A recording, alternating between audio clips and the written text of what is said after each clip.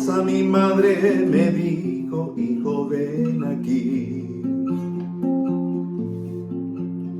Pasó sus manos en mi pelo, me miró a los ojos y empezó a hablar.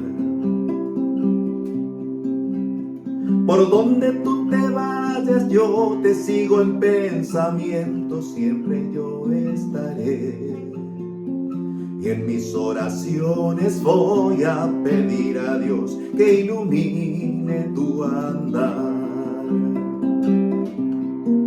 Yo sé que ella nunca comprendió los motivos de salir de allí, pero ella sabe que después que crece un hijo es un ave que quiere volar.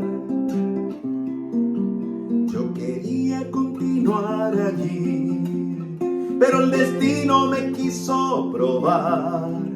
Dejé a mi madre muy triste en la puerta, la dejé llorando, bendiciéndome.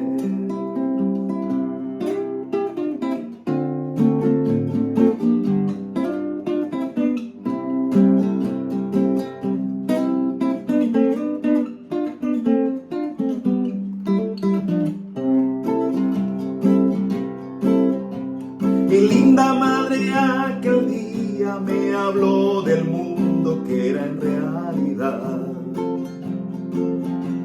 Parece que ella conocía cada piedra que yo iba a tropezar.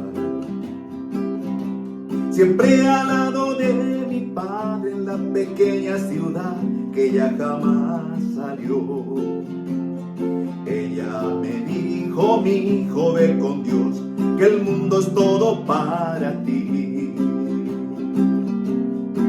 Yo sé que ella nunca comprendió los motivos de salir de allí, pero ella sabe que después que crece un hijo es un ave que quiere volar. Yo quería continuar allí, pero el destino me quiso probar. Dejé a mi madre muy triste en la puerta, la dejé llorando, bendiciéndome. Dejé a mi madre muy triste en la puerta, la dejé llorando, bendiciéndome. Dejé a mi madre muy triste en la puerta, la dejé